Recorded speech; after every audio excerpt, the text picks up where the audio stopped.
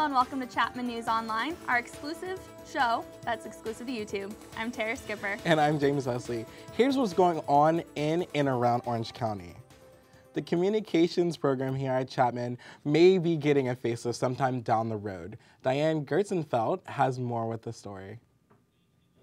For many years, the communication studies students and faculty have been struggling to find a home. While the department is currently housed in Moulton Hall, the program is coordinated through Wilkinson College.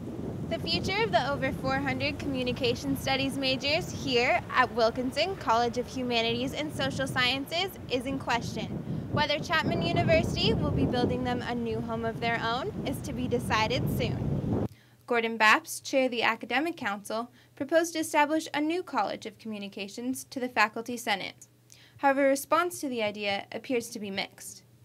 Supporters argue that the move will legitimize the communications major as well as provide more structure. I think it'll give people in the communications major a little bit more credit because right now I feel like it's a big major, but it doesn't have its own school, and a lot of people look down on comm majors.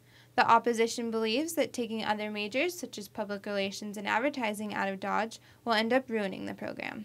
It's not logical to try to build up one program by weakening another. We have a strong, unique, distinctive program.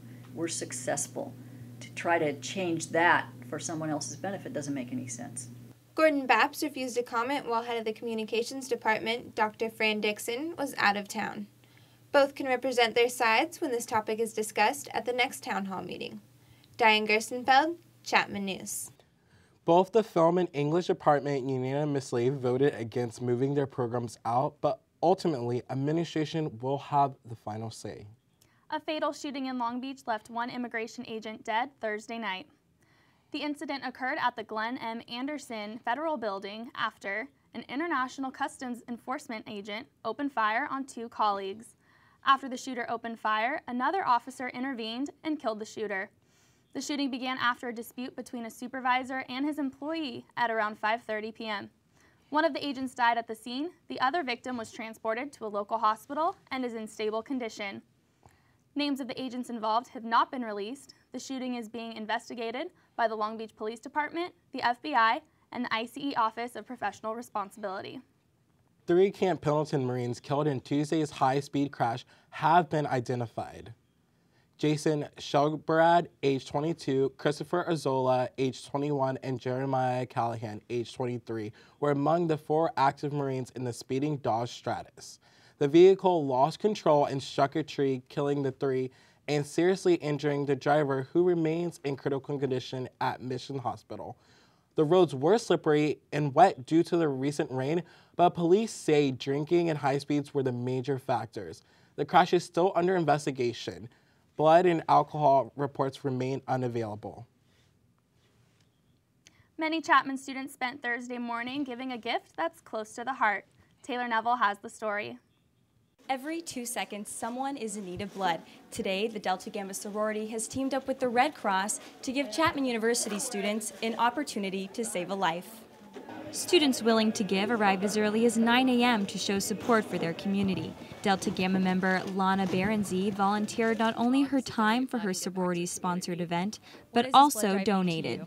Part of Delta Gamma is doing good. That's our motto, do good. So just any way we can to bring that back to the communities. The Red Cross is the single largest supplier of blood products to hospitals throughout the United States, and 44,000 units of blood are needed to meet everyday needs. Red Cross team supervisor Nora Whitehouse has been directing blood drives for 6 years and has recently seen a lack of donors this year. Seems to be a little bit less. I'm not sure what's going on, but our drives seem to be a little bit slower than in the past years.